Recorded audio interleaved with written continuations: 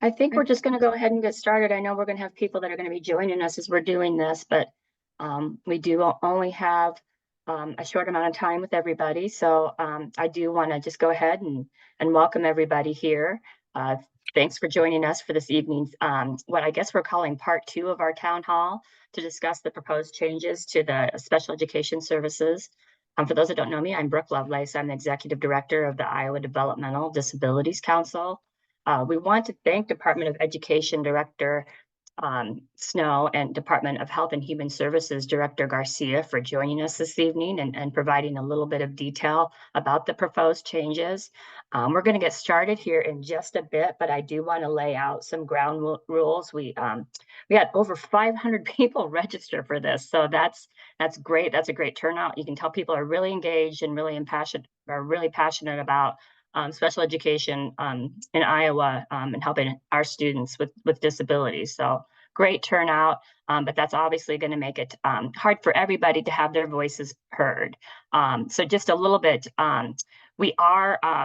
we did have this as the invitation only till 7 o'clock, but we are able to stay on till 7:30 today. So if you're able to stay on with us for 90 minutes, feel free to do so.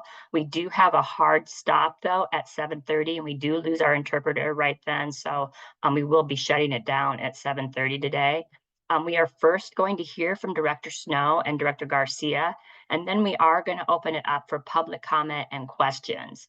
But to really make this run as smoothly as we can, we want to ask if you want to make a public comment live. So if you want to unmute yourself and make your comment out loud, we ask that you put your name in the chat, and then I will call on you, and then you can unmute yourself and make your comment. If it is a comment that's already been heard, please try not to repeat comments so we can get as many voices heard today as possible. And then if you actually have a question that you want to ask the directors, please type out your question in the question and answer tab, and you can find that in the More section on the bottom of your screen. The directors did still want this to be more of a listening session. So we are going to allow for people we're going to go kind of 2 comments, 1 question, 2 comments, 1 question, if that makes sense, and I'll be kind of guiding that. So again, put your name in the chat if you want to make a comment out loud. And then if you have a question, put that in the Q&A. We are going to hold all comments and questions to 2 minutes. And Carlin, our public policy manager, has actually agreed to be kind of the timekeeper for that. I know that's not a pleasant job because she has to cut people off. And so you can, if you're be upset with me for asking her to do that instead of Carlin. We do ask that you please be respectful with all of your comments. We know people are really passionate about this, but we're really just here to try and make this a better system. Do please stay on mute until your name is called on. We will be recording this and sending out the recording along with all of the comments. So all of that information will be out to you guys and to people that couldn't attend. So you can share that with others that might not have been on here. So with that, I am going to go ahead and turn it over to Director Snow. Thank you so much, and good evening. This is Mackenzie Snow, Director of the Iowa Department of Education. And we so appreciate the opportunity to be with the DD Council again to continue our conversation about how Iowa can best meet the needs of students with disabilities across the state. And I know that's the North Star for each of us here tonight, so thank you. We're grateful for the important feedback that we received during the town hall last month, and also during dozens of roundtables and listening sessions across the state and throughout the legislative process. So again, thank you for sharing your time and your insights with us here tonight. We've had the opportunity to meet twice with the DD Council recently, and in those conversations, we've heard comments like, wow, that's the first time I've heard that. So we are excited to take up the DD Council's offer to again engage statewide in a second town hall conversation about how Iowa can best meet the needs of students with disabilities across the state. But before we jump in, I also want to introduce the awesome team of Department of Education experts here with us on the town hall tonight. We have State Special Education Director, Dr. Barb Guy, if you'd wave, Barb. We have General Counsel Thomas Mays, and we have Data and Analysis Bureau Chief Jay Pennington. So to frame our continued conversation, I want to start by sharing the executive branch's top goals or priorities for special education systems alignment. And the first of those is, of course, to improve the quality and the intensity of the services and supports that are provided to students with disabilities by ensuring integration of student identification and eligibility with services and supports with specially designed instruction to ensure access to the general curriculum and to meet other student needs.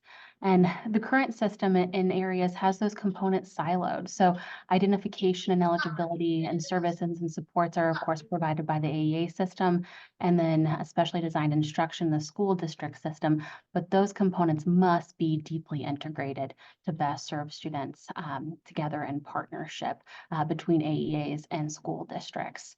The second top priority has been around targeting resources to providing services to students with disabilities. And that's achieved by a couple of functions.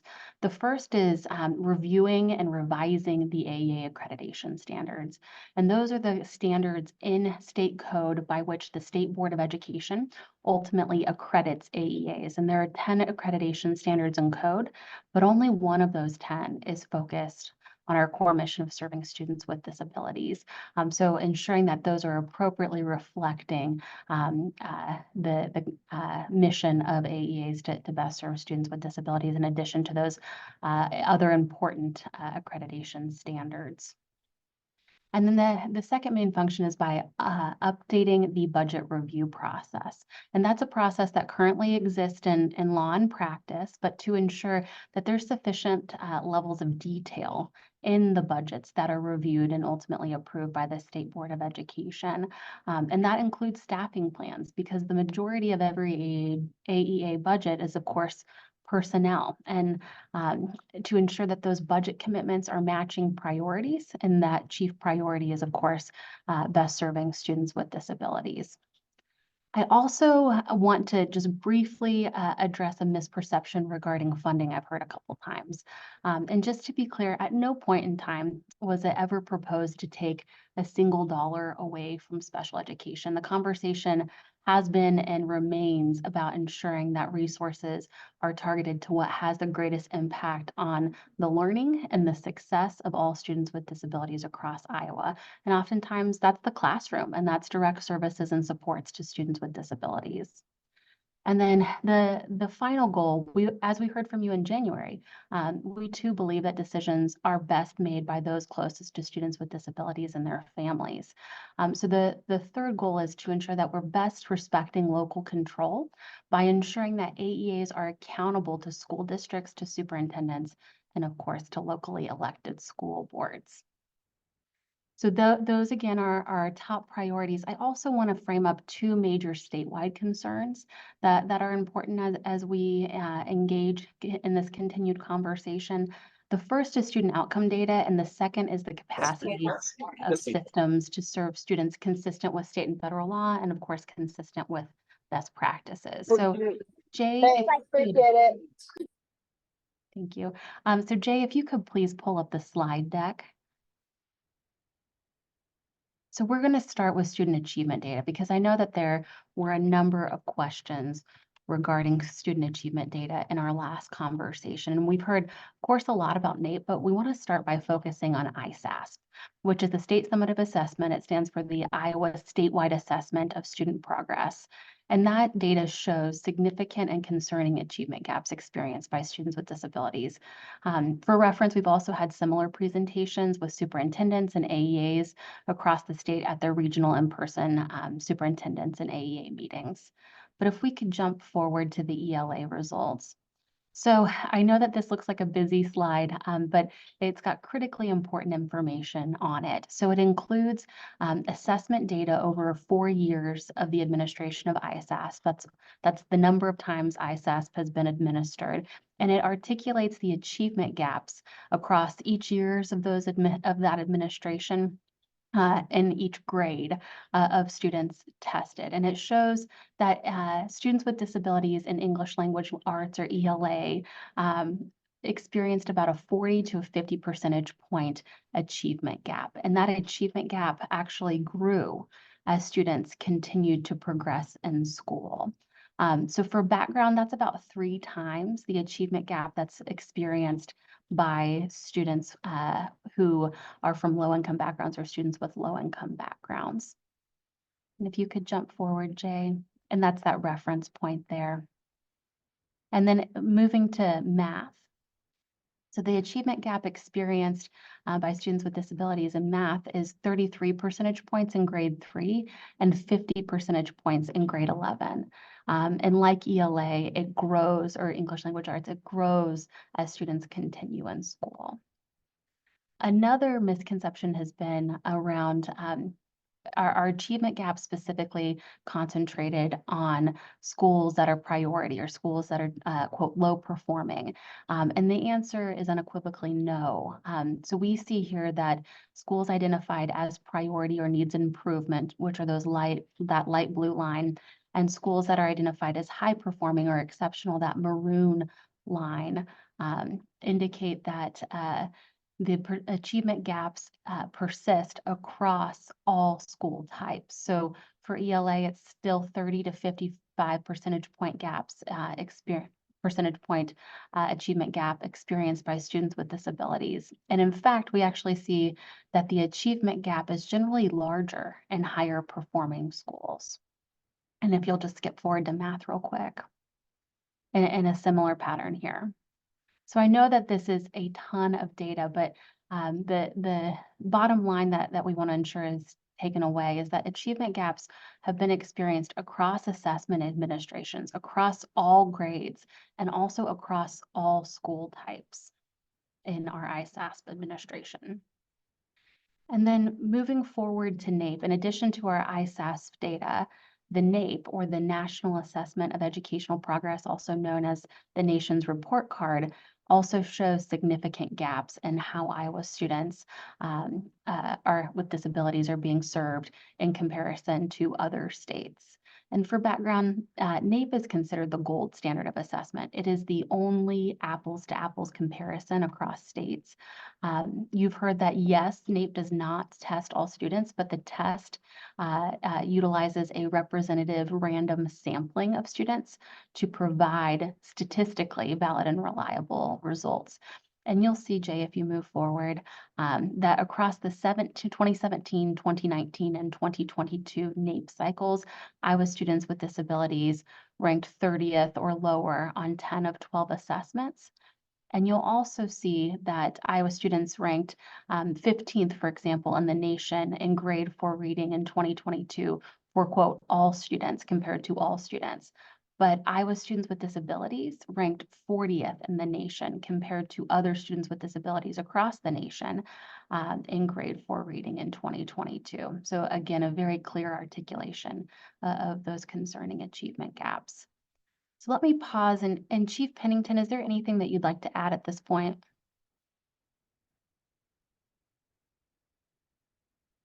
No, I don't have anything else to add. I think you covered it really well. Just large and persistent achievement gaps over time is what we've seen in the state.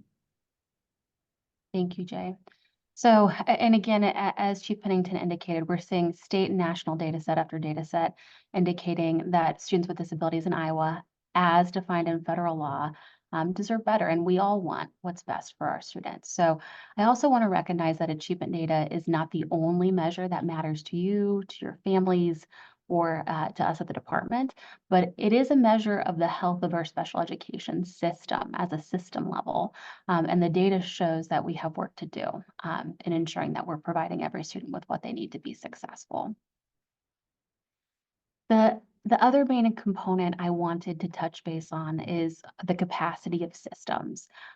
So to kick off with, specifically, we've received questions about the focus of NAEP, as we talked about, but it's important to note that Iowa has been designated by the U.S. Department of Education as, quote, in needs of assistance for 2 or more years, largely because of our NAEP scores. They're driving that federal designation as in needs of assistance for 2 or more years.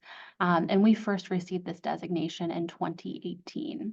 And for background, there's 4 categories of the designation in which states currently fall. There's meets requirements, there's needs assistance for 1 year. There's needs assistance for 2 or more consecutive years, which is Iowa's designation. And then finally, there's needs intervention. And Iowa in these designations has had high scores in compliance, which we're proud of, but has had, again, very low scores in the results portion of the determination, namely driven by our NAEP results.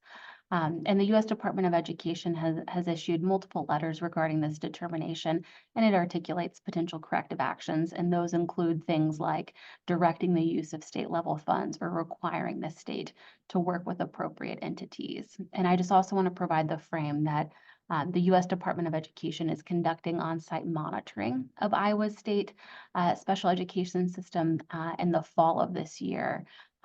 Again, informed by that designation. So I also want to touch base on general supervision, and general supervision or assurance that due process procedures and all rights to which a student with a disability is entitled to under IDEA, including FAPE in the least restrictive environment, as well as best practices like the implementation of inclusion to the greatest extent possible in the academic setting, in the social setting, in the physical setting, and more are realized.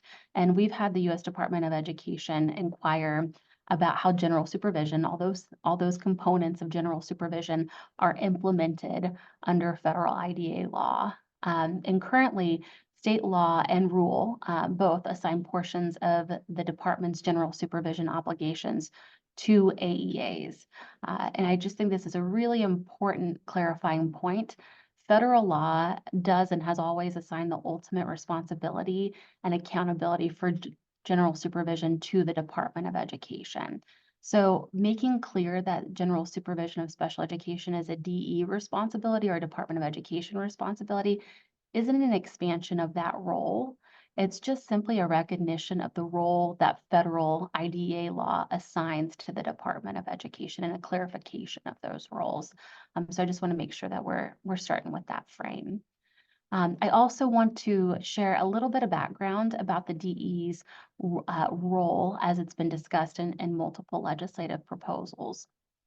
And the history here is that the department actually had a division of special education in the 80s. That division then became a bureau, and that bureau was then dissolved in 2012. It was not reformed until August of 2022. So we now have a Bureau of Special Education that Dr. Guy leads with 15 positions filled by team members that are of course, very dedicated to serving our 65,000 students with disabilities across 325 school districts.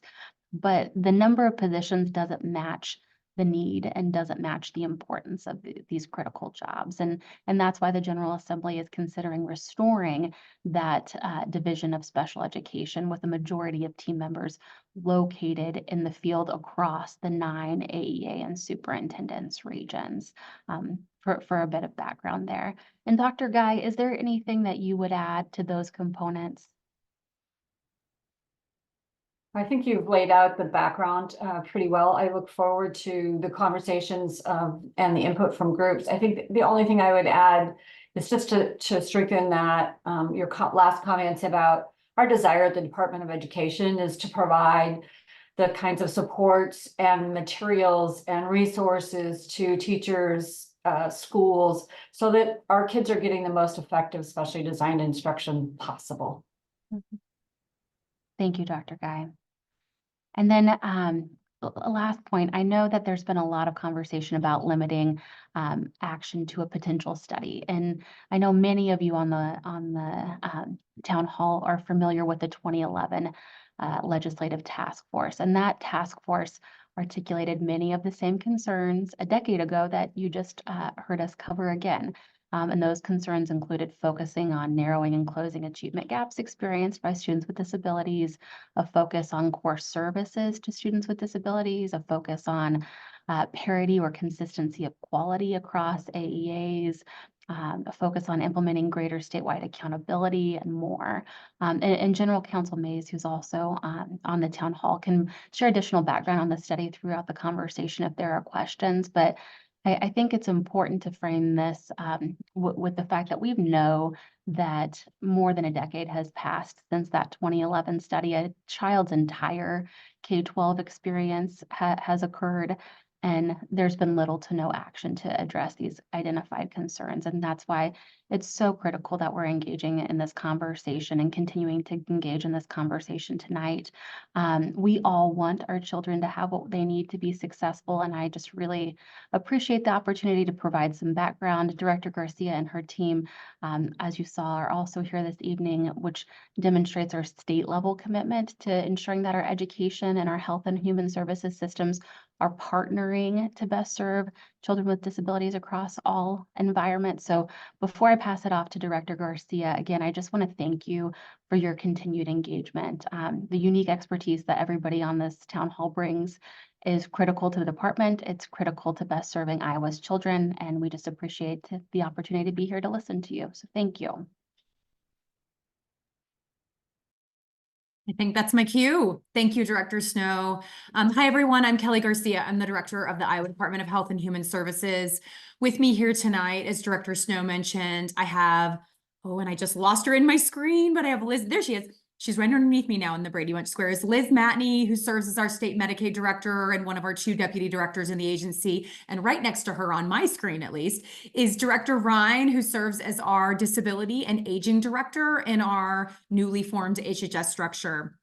I'm going to keep things really short for the moment because the most important part of tonight is us hearing from you. But as Director Snow mentioned, I'm just really thankful for so many people, nearly 400 folks taking their evening. I even saw one woman who was ambitiously making dinner in her screen while listening. So I'm very much appreciating the thoughtful multitasking that's occurring tonight. I think there are no 2 places in government more important to be deeply connected than education and health and human services. And that has not always been the case in our state, that we have shown a deep commitment to those partnerships. But what I want you to hear from us today, and hopefully you see from our agency on a regular daily basis, is that we need you at the table as we think about how to strengthen our systems. And we have that deep commitment through our waiver redesign. We have that deep commitment as we think about launching navigation points over in Zach's division to help families navigate the array of services that are needed to support individuals with disabilities. But we equal parts have to have that with education. It is critically important for youth to have that space because it's more than just the caregivers who have joined us on this call. That space of coordination has to extend into the classroom and back home again. And so with that, I think we're ready to turn it to questions. And I just, again, am grateful for the time, the commitment, and all of the work that you've put into bettering educational efforts for our students with disabilities. I think that's over to me. Right now, we've got some questions that are actually in the chat area, but we have tons of questions in the Q&A part. We don't have anybody that has come up that said that they wanted to make public comment yet.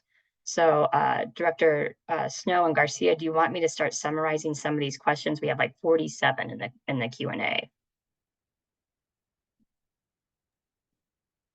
We are happy to kick off with questions, but again, we really want to be sure to use this opportunity to listen.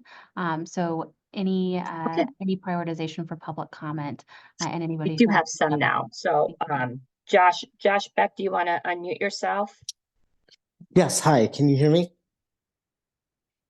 Yes. We can. Okay, great, thank you. I just want to thank both of you for coming and talking, today and tonight, giving your background, your explanations. I appreciate that. Just a couple comments. I'm glad we're having the discussion now. I wish we were having this discussion before the bill was rolled out. I think there was a real lack of dialogue. I'm a person with a disability, and too often people with disabilities, they put baby in a corner, and it's patronizing to not have people come and say, what are your concerns? How can we best serve students? How can we help this community be productive people in our state? So I really wish this conversation would have happened a year ago, prior to the governor going to a out-of-state company to do a report. So that's my first issue. My second issue is that I have a very big concern about the fee for service for special education component. I'm not very clear on how what is being proposed is matching up to deal with the problems you've identified. So I'd be very interested, are there other states? What's the research? And that's why a task force would be helpful to make sure we're targeting solutions that match the problems. As a person with a disability, fee for service has big concerns. And I receive services from a vision itinerant. What if there's no vision itinerant in the area? All that's available is to contract to a company. The company's out of state. It's a telecompany. I personally can't imagine if I had to learn how to read Braille online. So that's a really big concern of mine.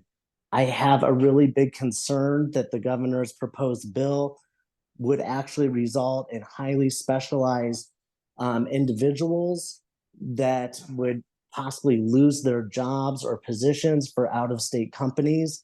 And we keep hearing that it's going to not reserve in less funding for special education service, but it could be an adequate service, as I pointed out.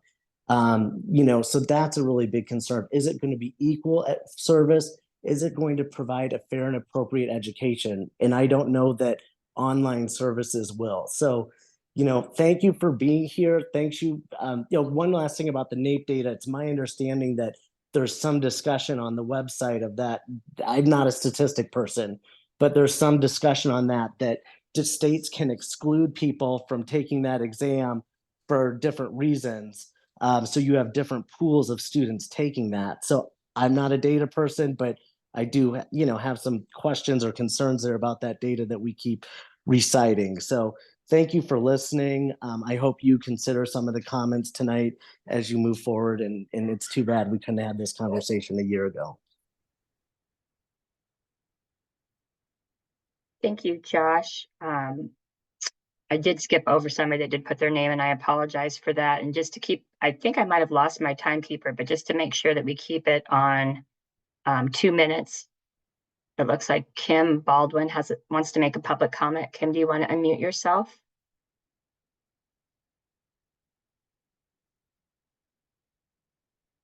Kim, are you still with us?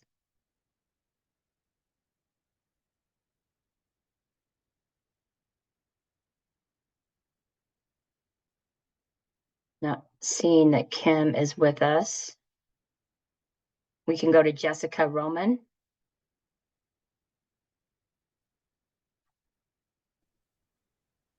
Jessica, are you able to unmute yourself? I am. Sorry, it took me a second to get there. That's okay. Hi, my name is Jessica Roman. I am a parent and I am speaking as a family advocate as well this evening. As the previous speaker said, this conversation should have happened way before a bill was ever introduced. I have to say I'm disappointed that this conversation is starting with the same tired talking points that have been disproven and kind of plagued this process all along. The original bill that the governor presented was based off of an analysis provided by an out-of-state entity, Guidehouse. The data cited in that report, there's been a lot of holes poked in that by former Iowa DE directors and deputy directors who had a lot of experience in education and working in the educational system in Iowa. And at this point, not engaging in a comprehensive review of AEAs and special education practices, as well as those general education services in Iowa, is just irresponsible. And there is great potential for harm. Once we make major changes to what we have, there's no going back. And nor has there been any evidence provided that shows how these proposed changes will actually create positive outcomes for students. Director Snow, you stated that currently our services and systems need to be integrated, and I agree with you. I do disagree that our current system is siloed. And I am curious as to the information that you use to come to that conclusion. Currently when a child is suspected of having an educational disability in Iowa, since we are a non-categorical state, there is that data process that leads to that suspicion of disability. There is a team evaluation that includes a child's school, the appropriate AEA professionals, whether it be OT, PT, autism consultant, speech, and the child's family. At the conclusion of that process, the child's eligibility for special education is also determined through a team decision. All stakeholders for that child are at the table during that decision. If they're eligible, that specially designed instruction is provided in their classroom by their teachers, but it is supported by the educational consultants through the AEA that help support that teacher and also provide those other special education professionals. In no way, shape, or form. I just have to cut you off there. Yeah. Thanks, Thanks, Jessica. Carlin. I didn't see that you were there. Thanks, Carolyn. So I know we were going to go to one question after that, but I believe Kim that we called on was able to unmute herself. Kim, did you want to go ahead? Kim Baldwin, did you want to go ahead and make your public comment? And the mute there is down there should be on the left-hand side for you.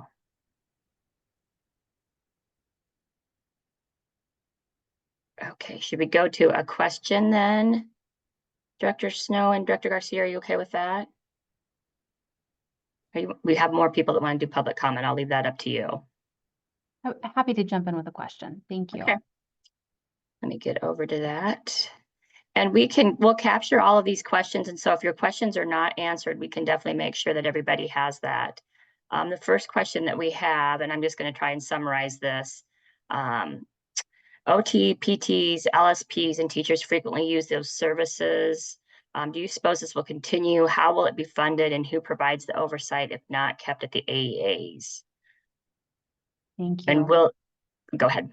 No, please, sorry. I want to make sure I hear the full question. Yeah, and will the AEAs be able to determine through the districts what our AT needs are and continue this very efficient system of checking out items for trial, data collection, and eventually for the LEA to purchase as the IEP team makes an informed decision? Thank you. So I think just framing, and this has been a trend, I think, in some of the public comments and questions about the provision of services. And we've heard a number of examples of really high quality integration and provision of services. And we celebrate and we very much so appreciate hearing that feedback in those instances of excellence that occur across the state. We want to make sure that that is every child's experience. And the feedback that we've received across the state indicates that it's not every single child's experience. So by ensuring that we have consistency in quality and in the intensity of services and supports, we, especially through potentially revised accreditation standards that are specifically focused on special education, we can help ensure that that's an experience that all Iowa's children with disabilities and their families have. Barb, Dr. Guy, did you want to add anything to that specific question? No, you've handled it well. Thank you. And then, Brooke, if I may, I just want Jay to jump in real quick on the question about NAEP and the ability to, or the concern that some students are excluded from NAEP to clarify that misunderstanding. NAEP does allow a little bit of exclusion, but the numbers are really low if you take a look at who. So like an example of an exclusion is a student that can take the dynamic learning maps or the assessment that's available for students, 1% of students with a disability. Those are counted as an automatic exclusion, and the student would not participate in the NAEP. But when you look at the rates of kids tested, every state has to meet the requirement as part of their agreement to participate in NAEP. And Jay, can you talk a little bit about how schools are selected, if schools have the option to opt out, and how students are selected? Because what Jay referred to specifically was the dynamic learning maps, or DLM, which is the alternate assessment that only 1% of students with disabilities are able to take per federal law. So that's a very narrow scenario, and I just want to make sure you have the fuller picture. So there's been a robust conversation about NAEP. NAEP, as Director Snow mentioned, is considered one of the gold standards in terms of how it's administered, the quality of the assessment, and in particular, the sampling. The sample is a stratified sample. So they're taking a look at, the overall population within a state. There's approximately 90 schools participate in every assessment administered every 2 years. That's about 3,000 kids across the state that are participating in each grade and content area, to be clear. So that stratified random sample ensures that the schools that are in the sample are representative of the state as a whole, that the student populations, whether it's students with disabilities or Hispanic students, are also assessed and representative of the percent of students in the population as a whole. And that's done very carefully to make sure that the results that we're all talking about now are valid and reliable. Thank you, So Jay. hopefully that covers it. Yeah. Thank you. And Thomas, did you have anything to add? A couple of things. I've been Thomas Mays, Department of Education, for those of you who I have not met yet. A couple of things regarding the discussion in the chat, the Q&A regarding NAEP. There are exclusions, but those exclusions apply to all states and territories. So it's not just unique to Iowa. It's an apples to apples comparison because every state operates under the same exclusion rules. Second, NAEP, there are some questions about its usefulness posed in the chat. What is most critical here is that the U.S. Department of Education uses it for making special education determinations. Director Snow is very clear about that. That is why we are in the situation we are in with the federal government. To ignore NAEP is to ignore the direction we receive from the U.S. Department of Education. And finally, the 2011 study relied heavily on NAEP data to show an achievement gap and to put forth a plan to address that. So like it or not, NAEP is woven through all of this, not putting all of our eggs in one basket, but still a very important part of the decision calculus. So thank you for allowing me to add some legal context to the actual people who know what they're talking about at the department. Thank you, Thomas and Jay. And just to wrap this piece up, I know that it's a substantial conversation around NAEP, but we want to again, and there was a comment about the same talking points.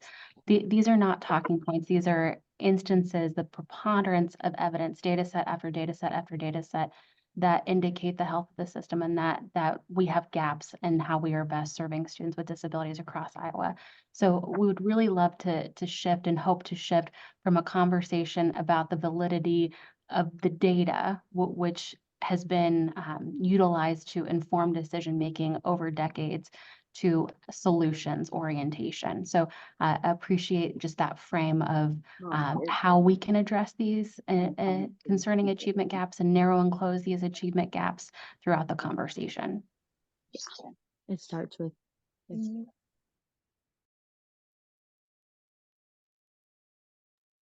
Oh, Brooke looks I was like. on mute. Yep, we were back to public comment. Sorry about that. It looks like we are now at Melissa Phillips. If Melissa would like to come off mute and state your comment. Hi, I wanted to say thank you for hosting this. As I know, This has been one of the most time spent concerns that we've been dealing with for the past couple of months. But my question is, as stated before by Director Snow, and I think as well as Governor Reynolds, there's been a growing concern of the achievement gap that continues to exist with students with disabilities compared to, and I quote, average peers. Could you further explain how dismantling AEAs who do not assign districts a curriculum or specific interventions and instruction to implement with children solves this concerning issue?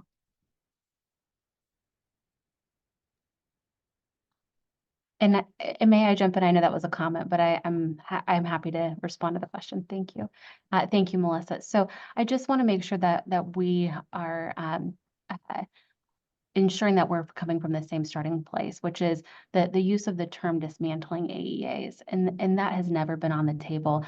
The AEAs are the regional delivery system of services and supports, and there was never an intent or a proposal that would result in the quote dismantling of AEAs. The intent, of course, as stated earlier, is to ensure that we have appropriately integrated identification and eligibility services and supports, and then specially designed instruction, and to ensure that those pieces are closely integrated, and specifically to ensure that we can clarify the general supervision responsibilities of the DE at the Department of Education, so that the department can focus on compliance, and so that AEAs, per the feedback that we've gotten, can focus on services and supports to students with disabilities across the state. So appreciate the question and comment and the opportunity to help provide additional context. Next, we have Caleb Bonjour. Caleb, are you able to unmute yourself? Yes, I am. How's it going?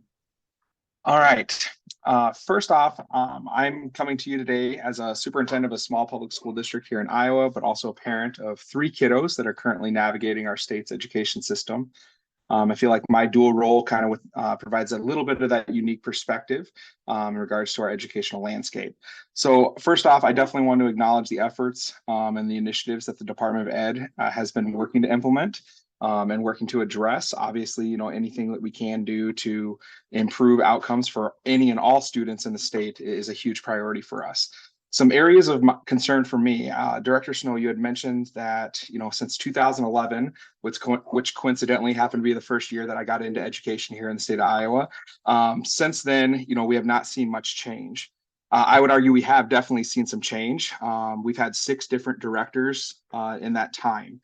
And so my question would be, is this a result of the AEAs, you know, work of what they've been doing, what the school districts have been doing, or a direct correlation to lack of, you know, continual and consistent leadership at the top throughout our state, you know, providing a focus on various areas. We've had various initiatives that have gotten started and then petered out, you know, with the C4K initiative, various other initiatives that have happened as well.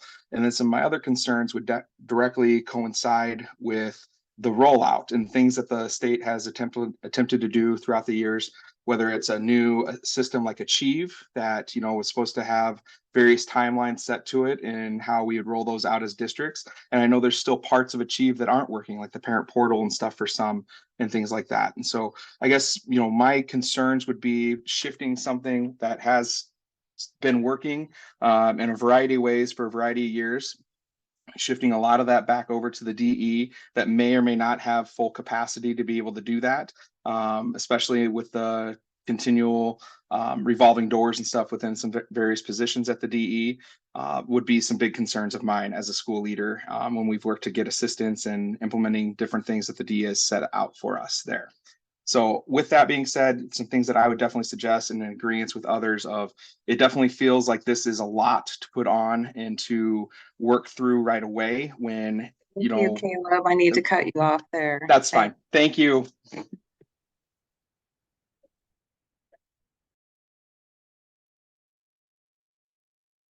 Director Snow, did you want to comment at all, or should we move on to the next question? I'm happy to, but I also just want to make sure that there's time for comment, and I don't want it to feel like it's going back and forth. I want to be able to have the opportunity to listen, but I do Sure. very much so appreciate the superintendent's point around wanting to ensure that the Department of Education has the capacity to best support school districts across the state and AEAs across the state in fully realizing IDA rights and best serving students with disabilities across the state. A couple components, of course, we see that those achievement gaps persist across more than a decade and actually have grown since the 2011 assessment throughout multiple administrations of a single assessment. And when we crosswalk multiple assessments, we also see that those achievement gaps grow over time. And then we've also seen the history of the capacity of the Department of Education, and in 2012, the dissolution of the Bureau of Special Education, and then just the recent reformation of that Bureau of Special Education in August of 2022. So we look forward to continuing to potentially building capacity in a potential division of special education, a restoration of that division of special education, so that we can really support school districts and AEAs and families and students in the way that we want to. So thank you so much for the feedback. Brooke, if I might add in. Yeah, I just not saw to- that. I'm sorry, Director I'm Garcia. so Yeah, sorry, please Brooke. go. I wanted to comment because Caleb, I think your points are really well taken, and I've been here for 4 years, so I'm a little bit further down the road in the journey than Director Snow is. But I took over a department that was not known for great stability or transparency or making decisions with Iowans at the table. So I'm going to speak for myself here. And I think we can all agree that there's a desire here to do better and be better and learn. I certainly have worked with our team, as I mentioned, on Medicaid waiver redesign to be really intentional around that effort. And stability is needed. Absolutely, stability is needed. But when I think about and I reflect on what we hear in the listening sessions, for example, that Director Matney holds on a monthly basis for Medicaid members and individuals who utilize Medicaid services and their caregivers and loved ones, we hear consistently on that side that the space between the service array that we provide is either inadequate or not complementary in schools. And so from my perspective, honing in on, there's lots of different versions of this bill floating around right now, and there's a lot to sort through in terms of the detail. But one of the things that would really help me understand how we can best structure the complementary aspects of supporting individuals with disabilities at home and in school is to understand, like, what are the top things you don't want to be broken and what are the top things you want to see fixed? Because the pathway forward here is really, really key, right? I mean, that's the space that I think decision makers, who frankly aren't me or Mackenzie in this space, are going to need to contemplate, right? It's in the legislature's hands at the moment with the governor right seated at the head of the table. And so that's the space that I think is going to be most helpful. And I'm seeing a ton of comments in the chat. So with that, I think if we can frame up a few comments and or questions that are really focused on those spaces of improvement, that would be really helpful. Thanks, Director Garcia. We do have another public comment by Carrie. I'm probably going to not pronounce your last name right, Carrie, but Carrie Schwem. That's right, Carrie Schwem. Thank you. I'm Carrie Schwem. I've been an AEA speech language pathologist since 1997. I am concerned about the effectiveness, efficiency, and transparency of increased oversight and decision-making that would be made by an individual appointed by the governor, both now and in the future.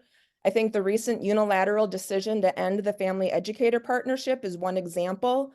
Director Snow, you earlier said decisions are best made by those closest to the students and their families. So I would like to know which students and families you talked to before you decided to end that program. I don't think the DE is equipped to successfully manage a statewide special education system. If these were concerns that were identified in the 2011 legislative task force, I think I might hypothesize that the dissolvement of the Bureau of Special Education in 2012 might have been a factor into why those issues were not adequately addressed. The DE has worked with an out-of-state company for more than 5 years to develop the Achieve IEP system. We are 20 months after its release. The family portal is not operational. There are problems with archiving progress reports, and there's still problems with locating and saving documentation.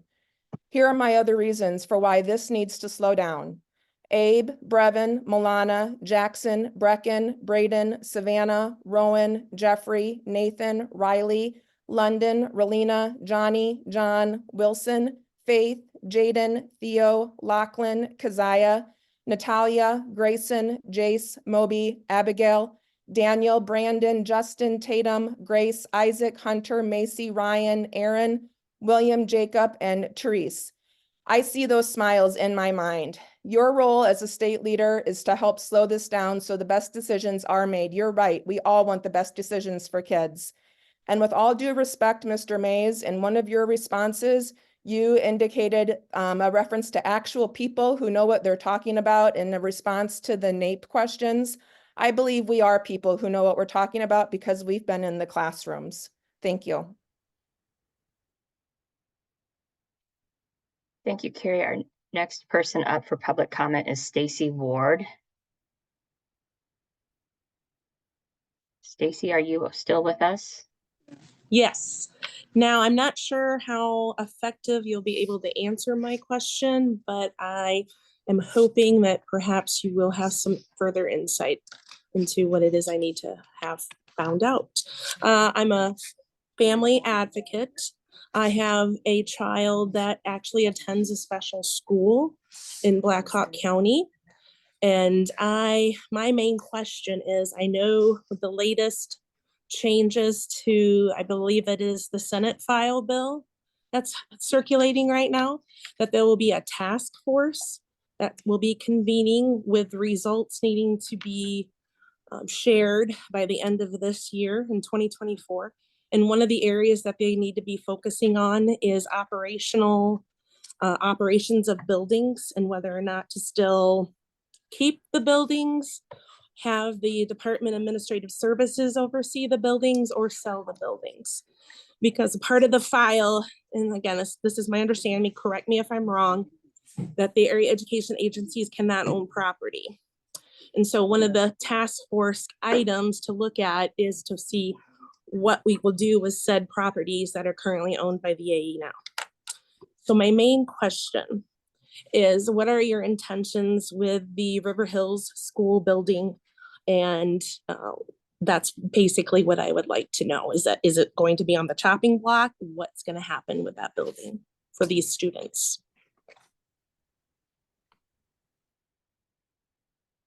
Thank you. And I would, of course, refer questions about a specific legislative proposal to the General Assembly.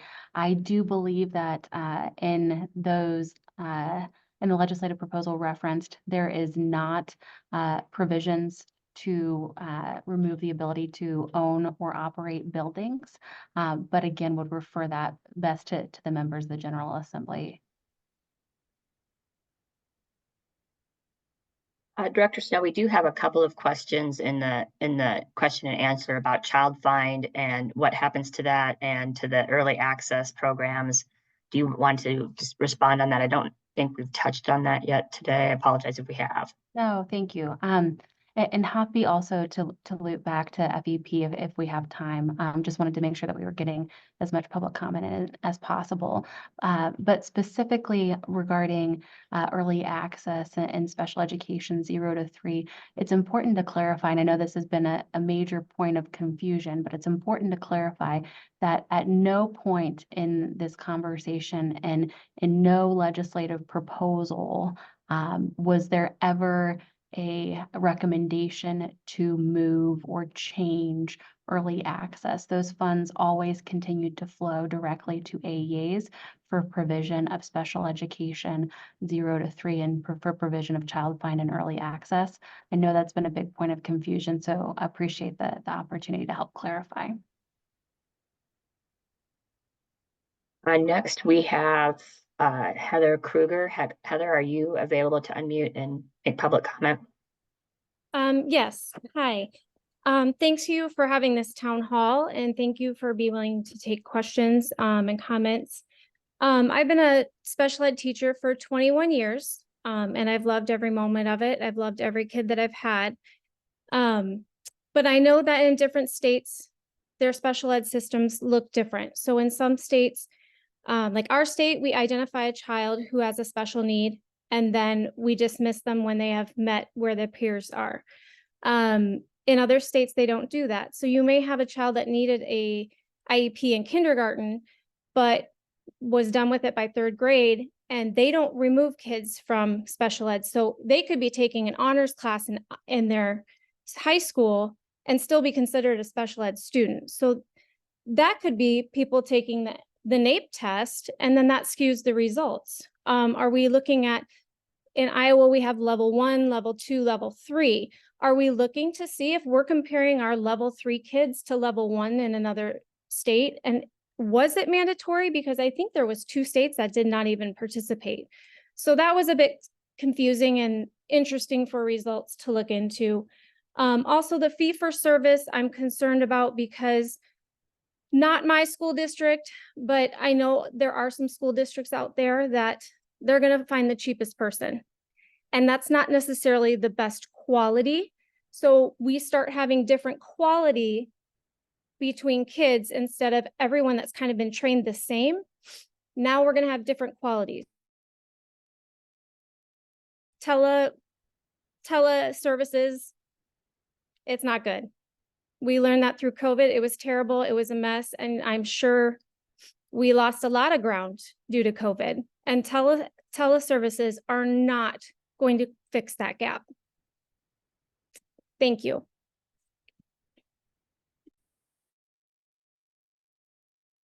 Thank you. And so just a couple quick points of clarification. I think Barb, if you want to jump in here as well, there's been a significant confusion around Iowa's unique non-categorical system in serving students with disabilities, and that is unique from the nation, categorical versus non-categorical. And our identification process, as articulated by the U.S. Department of Education, does comply with federal law and the specific disability categories outlined in IDEA. And what differs is our ability to provide services and supports beyond a student's disability diagnosis. There's been a lot of conversation about the opportunity to continue to look at categorical versus non-categorical and if it's best serving students in the way intended. But I also want to provide Dr. Guy the opportunity to help clarify this point because it's been a common point of confusion. Right. So thank you, Director Snow. I think the place where I'd like to start with that is to just remind everyone, or for those folks who've not been close to the concept of our identification process in Iowa, is we do follow the same process. We follow the 13 categories that are identified in IDEA. There are very specific criteria that are in there. Those are incorporated across our identification eligibility process. The difference is once a child is identified as having a disability and needing special education services, we qualify them as eligible and we don't assign a label. And what that provides is the opportunity to really look at what that individual needs rather than what a list of services that might be there for generic and not specific to the child. So that's where that started. And we've had numerous people, as Director Snow has mentioned, from the federal agencies looking as they've reviewed many states' eligibility process, and we are in compliance with that. I think the other thing that it must be 7 o'clock, the lights went off in the building, in the Grimes building. The other piece that I wanted to add is that we have looked at, well, before I go there, we know that other states, to be in compliance, need to exit a child when they no longer need special education services. So in those instances where somebody is staying and they no longer in a state, they would be out of compliance with federal law, just as we would be. The other piece would be that I wanted to add is that we have just done an analysis of the data of third graders for the last 2 years who exited special education and returned to general education.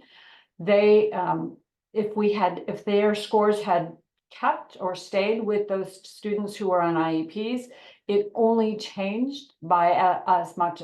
The most it changed was 2 percentage points. And if we want more details on that, we can toss it to Jay to describe that analysis a little bit more. Was there anything else, Director Snow, that you wanted me to address right now? If I might jump in.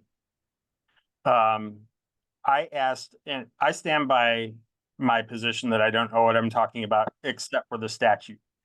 And right now, this is my area. I asked all of my job-alikes, all general counsels from every other state agency, if they allowed students to remain in special education with a label only. And every one of them said no, that children with disabilities in whatever state you are in still must demonstrate need for specially designed instruction. So it's a myth out there that children with disabilities in other states are kept on merely with a label.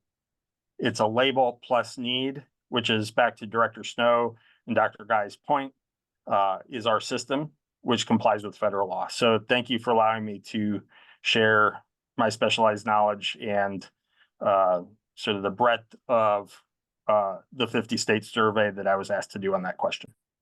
Okay, so I'm going to jump in, Thomas, before we throw it back to Director Snow, and just add one more thing, which is, I have worked in other states. I taught in Kansas, I taught in North Dakota, and I have not taught in Iowa, but obviously I've worked for the department for 26 years and been in a lot of classrooms.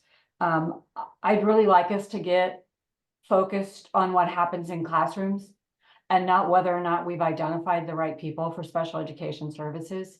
I serve at the pleasure of the legislature and you all.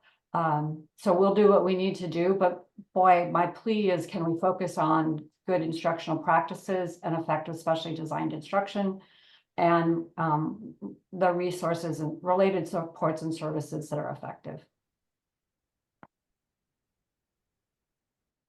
Thank you both. And I think just one additional point, some of the feedback from superintendents in particular that we've received on categorical versus non-categorical is wanting to ensure that a school district has all the information about a student to best serve that student.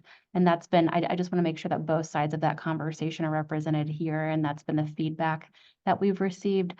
We started engaging this conversation about categorical and non-categorical 6+ months ago, in receiving feedback about this unique component of Iowa's special education system.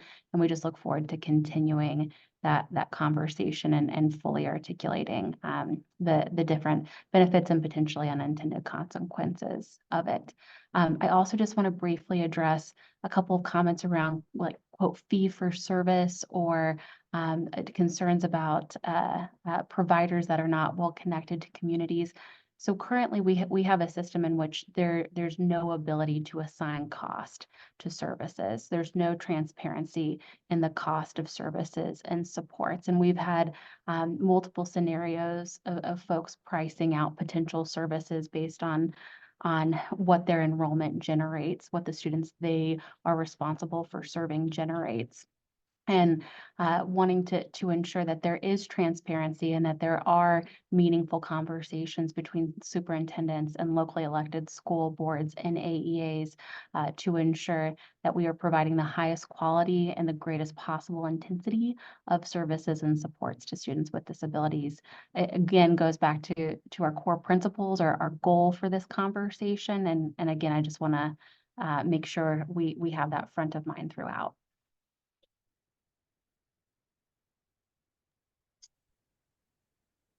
Thanks, Director Snow. We now have Terrain. I hope I'm not really screwing up your name, but Terrain Butel. Taryn Butel. It's a hard name. Sorry, I'm so sorry. No, You're up. I know it's a hard name. So just to give you a frame of reference for who I am, I was the parent of a child. I still am the parent of a child with disabilities who's now an adult who decided at age 40 to go back to school and become a school psychologist so that I could advocate for children with disabilities and their families. I currently work for an AEA as a challenging behavior and autism specialist. I hope that that won't discredit anything I have to say in your minds, because I find these days if we work for the AEA, our motives are questioned. And I have a lot to say in 2 minutes, so I may not be as filtered and as gentle as I'd like to be, but I hope you'll give me some grace. So thank you for coming. There are a lot of impressive names here talking to us. It's nice to put faces to them, and I appreciate your time and your listening ear. I'm going to start by saying at this point, I think for the last 6 or 8 weeks, everyone's been bombarded with data and facts and pleas about discrediting the claims against the AEA. And I think it's become evident that this isn't really about that. This is really one more step in an effort to privatize our public education. And I'm frustrated. I don't know how to have a conversation because I think we're fighting a fight that isn't really what the fight is. It feels like a front. I think Carrie Schwemm addressed all my concerns about the Department of Ed beautifully, so I'm going to move past that. But I want to say that not all achievement can be measured by reading and math scores. Employers over the past decade or so have indicated that they value those, what we sometimes call soft skills, more than academic achievement, because if people don't have adequate interpersonal skills, adequate communication skills, they aren't able to be successful in the workplace. And sometimes the things that are perceived as inconsistencies or inequities across AEAs are in fact responses to needs and requests that are unique to a student or a district. Just a couple weeks ago, I was asked to talk to 4th graders in a small rural district. Happens to be a district Director Snow visited this year. I was asked to speak to this class about autism because they had a little boy in their class who didn't have a single friend. And he is high enough functioning that he cared about that. He was really hurt and he was being ostracized and at times bullied. And so I went in and I talked to those kids, and I took an ability approach, and I talked about different abilities and neurodivergence and how we're all different, and kind of asked for a commitment from the kids to give this little boy a chance. And later that day, the teacher called and said that for the first time ever, children had played with him on the playground. And I thought, okay, well, that was today because it was fresh in their minds. I was in the district 2 weeks later, just last week, providing training again in nonviolent crisis intervention. And another teacher caught me in the parking lot, and she said, I just wanted you to know what a difference you made for that little boy, because every day now, all day, he's engaged with his peers and he's laughing and smiling and he has friends, which means he has opportunities to grow his social skills and his confidence. And I don't know where his reading and math skills fall, but I'm going to tell you, being able to get along with other people is going to be a priceless skill for him in his life, regardless whether or not there's an achievement gap. And closing that gap is of course important, but that's maybe not the most important thing for guaranteeing his success.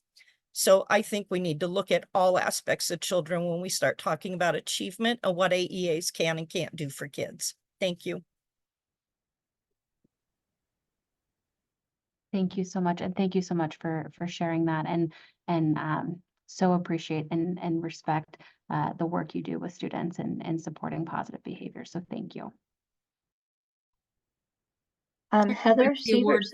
oh, I'm sorry, Brooke. I did it again. No, go ahead, Kelly. Go ahead. Sorry. Darren, you win the award for making me cry tonight. That was beautifully stated.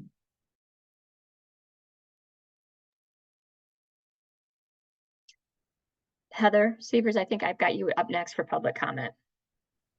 Yep, crying a little bit. Hold on a sec. I got the opportunity to talk to many of you yesterday. So, I mean, I second what everybody's saying. Thank you for creating this opportunity for people to share. You can tell there's a lot of fire and passion in the community. what I do want to bring forward is this, if you read the comments, if you hear what people are saying, this isn't about not working together. This isn't about improving achievement.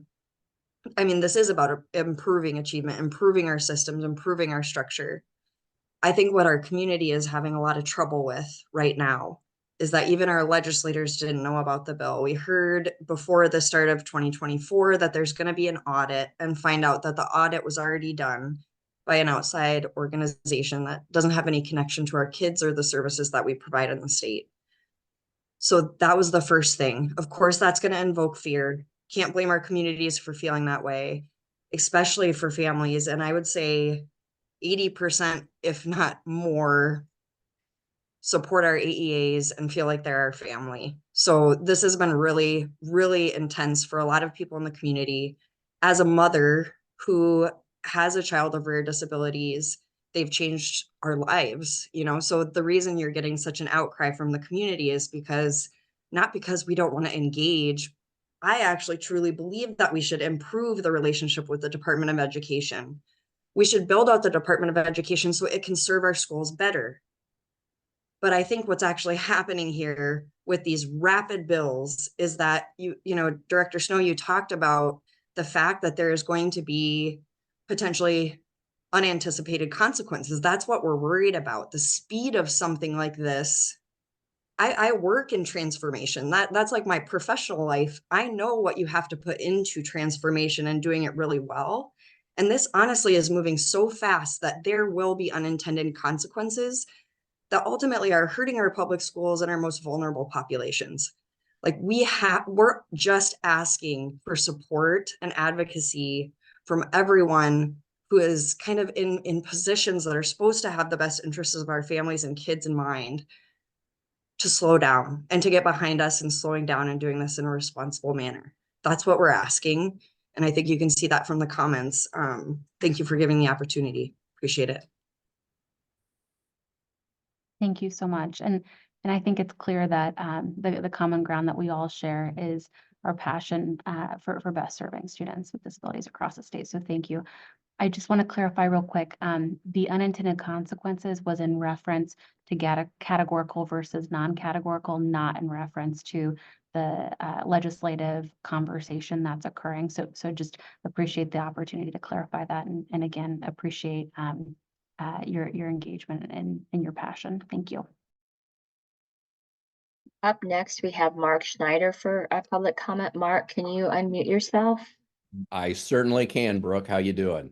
Good, Mark. How are you? Good. I do want to thank Director Snow and Director Garcia for taking the time to listen to the comments tonight. I'm confused. I'm confused. You know, I've heard tonight since 2011, 2018, we're worried about the achievement gap. And I too am worried about the achievement gap. And I also know and agree with the comment that was made that our AEA accreditation reports need to look at more than just one standard. Currently, they have one standard for special education. And I agree there should be more than one standard. But as you know, Director Snow, every 5 years, a DE site visit team goes into each AEA and looks at I think there's 13 total standards, one of which is special education. They go in, they look at how the AEA is performing, they make recommendations on each of the standards, and they identify strengths. The last time this was done was in the 2021-22 school year. And in the fall then, the DE site visit teams make a recommendation to the director of whether the AEA should be accredited. And you can also tell by the report what they said about each standard. I went back and looked at those 2022 reports, and in the standard that deals with special education, all 9 AEAs have met the standard. And in 3 of the 9, there are no recommendations for improvement. So I guess I'm really confused. If we've had this concern since 2011, 2018 of the achievement gap, There actually have been 2 cycles of AEA site visit teams by the DE, and not once is it mentioned in any report. So I don't know if you can do anything tonight to help my confusion. But again, I just want to end by thanking you for at least taking the time to listen to people. Thank you so much. And again, I do want to frame, as you referenced, there are currently 10 accreditation standards in code. One of those is focused on special education, and that's the one that you were referencing. Thank you. The legislative proposals look at expanding the accreditation standards to include that the program plans have to show progress towards the outcome and goals of students with disabilities. It adds achievement data of students with disabilities to ensure that there's data to inform decision-making. It adds a focus on direct services to students with disabilities. It adds support for effective instruction, or specially designed instruction for students with disabilities. And it also clarifies the roles and responsibilities around general supervision, which again is an authority and a responsibility that federal law assigns to the Department of Education. It also adds services and professional learning consistent with the State Board of Education standards, and it incentivizes collaborative relationships among community agencies and service coordination and early access, which are particularly critical for our commitment for systems coordination between education and health and human services. So thank you for the important question and that's very good information, Director Snow. But again, if achievement gap was the motivation for changing the AEAs, why wasn't the achievement gap brought to the AEA's attention in the last 2 DE site visits to those AEAs? I can't speak to the conversations and the directions that occurred before my tenure, but I can tell you that currently we have accreditation standards that are insufficiently focused on our shared goal of best serving students with disabilities, and these are the articulated ways in which we hope to be able to better ensure a meaningful accreditation process that supports accountability and continuous improvement across our entire special education system.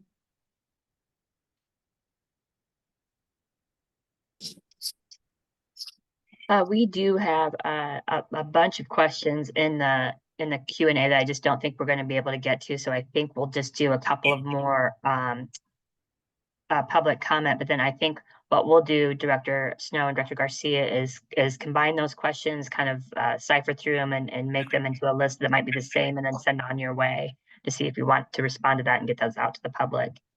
If that's okay with you. Brandy Smith, I have you up next for public comment.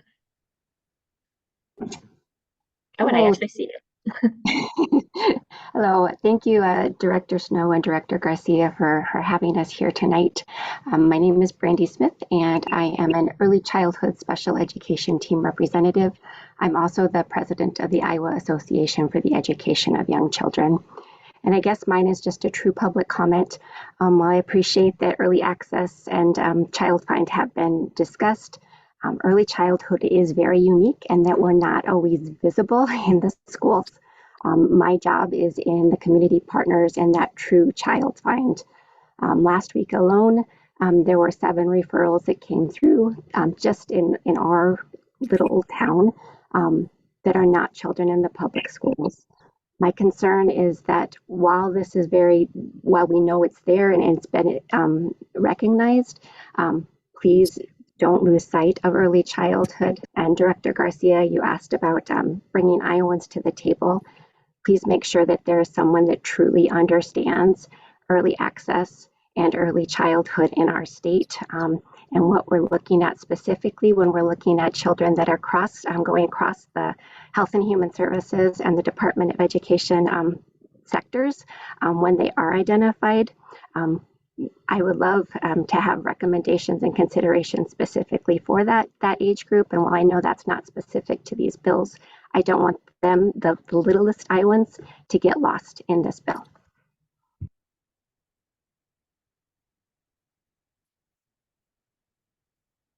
That's think great we feedback. have, Thank you, Brady. Hey, Brooke. yeah. Someone direct messaged me that I am having a hard time keeping on track of everything, but Angela Ganson said that she was like maybe 7 people ahead of the current speaker, who was Brandy at the time. Okay, And I wondered if we could call on her. absolutely. Because she I must have messaged missed me you. and I was reading her Oh, message. I see that. I'm so sorry, Angela. No, I do see no, that. it's a lot to pay attention to. No apologies necessary. This is great feedback. It'll be a lot to sort through.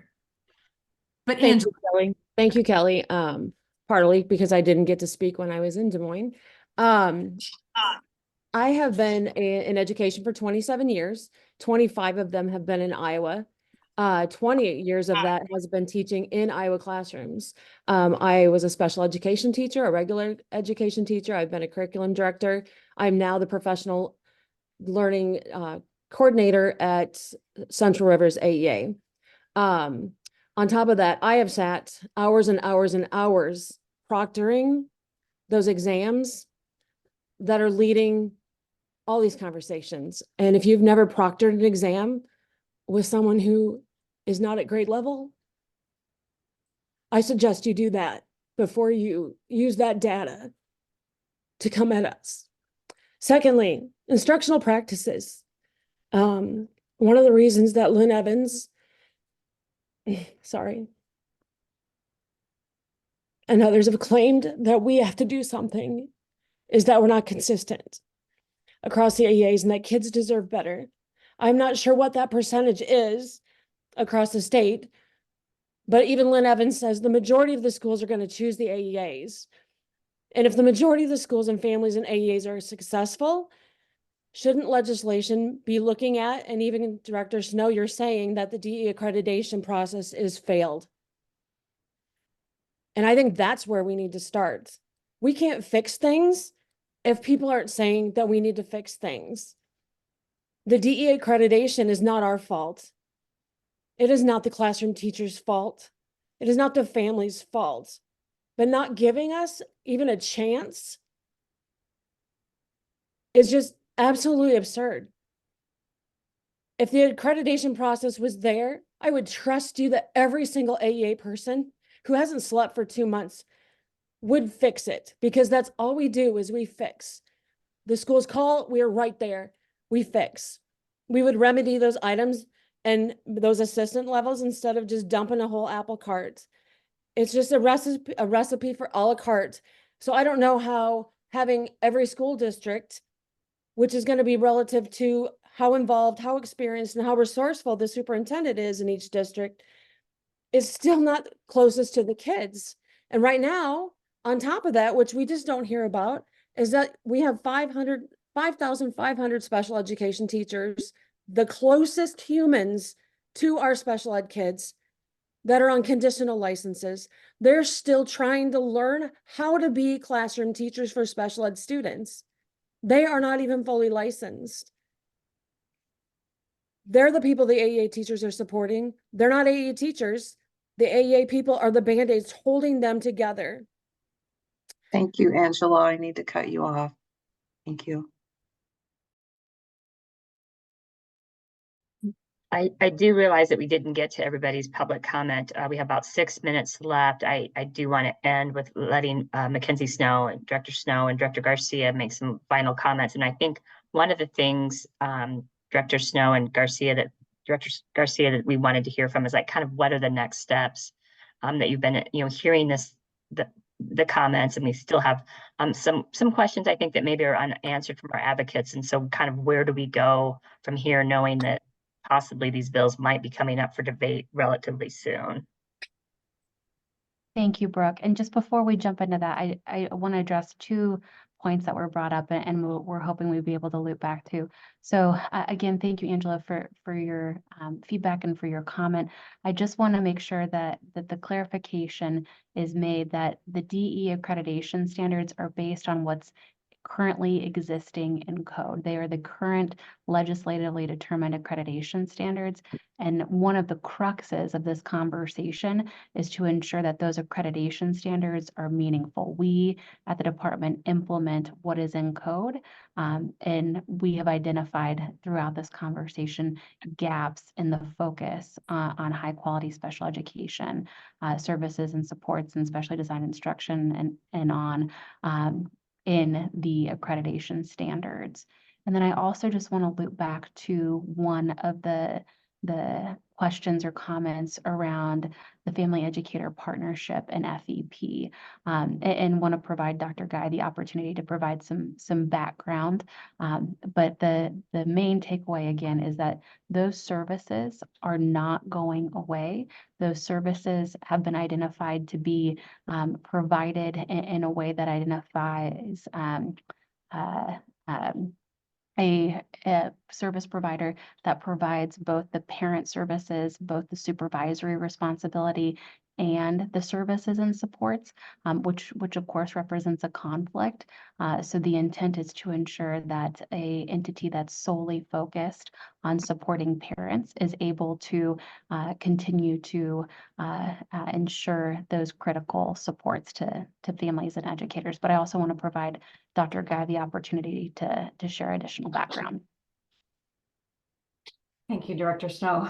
Yes, just to clarify, the decision to not fund, to not continue the contract, or actually the grant funds to AEAs is the department's. I want to make that very clear. It's not about the bill. Governor was not involved in that conversation. It was an internal conversation. We at the department have been working with the department or with the AEA directors of special education for a number of years to try to improve the consistency of services.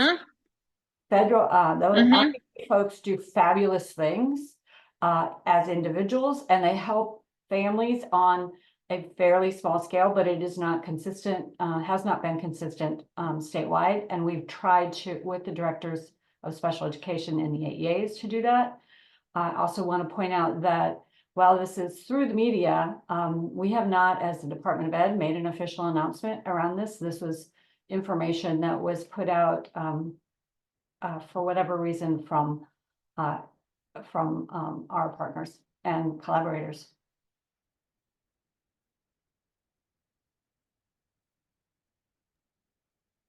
Thank you, Dr. Guy. And I know we just have a couple minutes left.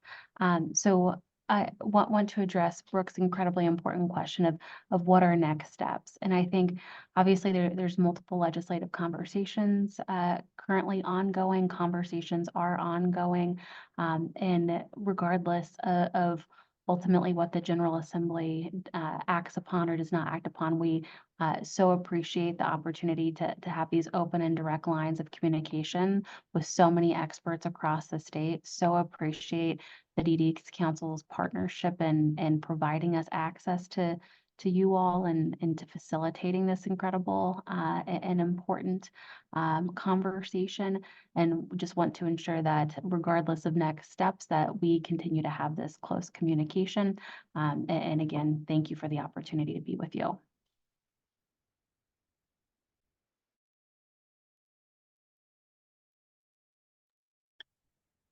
Dr. Garcia, did you have anything you wanted to end with?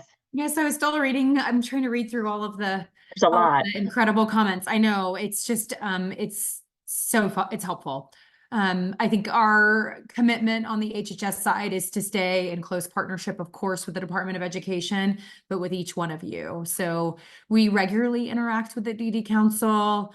We do host monthly, by we, I mean Director Manny, host regular monthly town halls, and we're very soon, in the month of March, going to be launching child welfare related town halls. That may not affect a lot of y'all here, but certainly when we see youth with higher needs, it does. And a lot of those system changes in terms of access to services cut across the Medicaid space and into that space as well. It's super important to us as an agency that we hear from you on a regular basis. I have no desire to sit in my office and make these changes without you. And so just thank you again for the incredible contributions and the commitment to doing this together.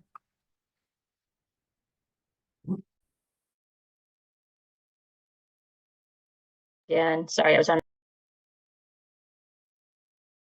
Oh, Brooke, you're still on mute. I keep clicking on it. It's been a long evening. Thank you, Director Snow and Director Garcia, for being with us tonight, and for all the family members and teachers and educators that joined us too. We will send out this recording, and as I mentioned, we will try to capture all the questions that did not get answered and send them on to see if we cannot get some answers. And we hope that we'll have some continued discussions, as Director Snow and Garcia mentioned. So thanks, everybody, and have a good rest of your evening.